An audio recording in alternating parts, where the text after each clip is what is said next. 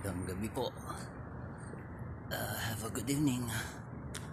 Masa Alker to everyone. Ganda po ng buwan. Yun yung buwan. Naglakad lang ako doon sa trabaho namin, Sequence Cafe. Ito po yung area namin. Actually, kakain lang namin. Kasi nagpalinis ako sa mga stop ng chiller tsaka freezer. Ilang taon open yung store namin, baka ngayon lang na-open yun, nalinisan. Oily, kailangan linisin with the water, hot water, with the concentrated soap, dishwashing soap or cleaner. Anyway, peace on earth to everyone, and have a blessed Sunday to everyone. Hope you're doing well, and life of OFW, guys.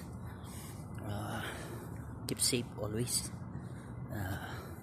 Be aware and alert in every situation.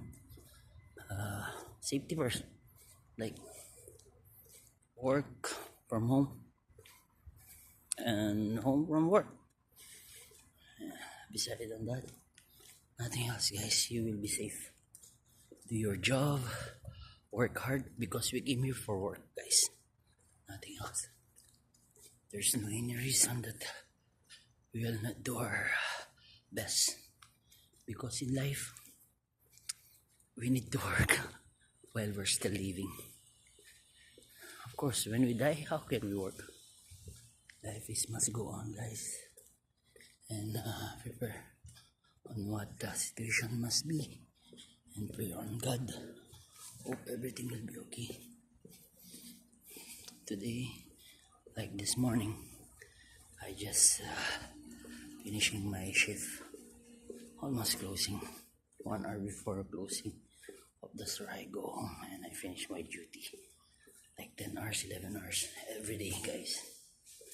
And thanks God, I finished my duty today with a nice shift. Too many accomplishments today. And focus on your role, on your duty, on your shift, whatever it takes. Of course, be positive, smile and enjoy. Enjoy, everyone, guys. I'm almost here on my home. God bless everyone. Keep safe, and please pray for peace.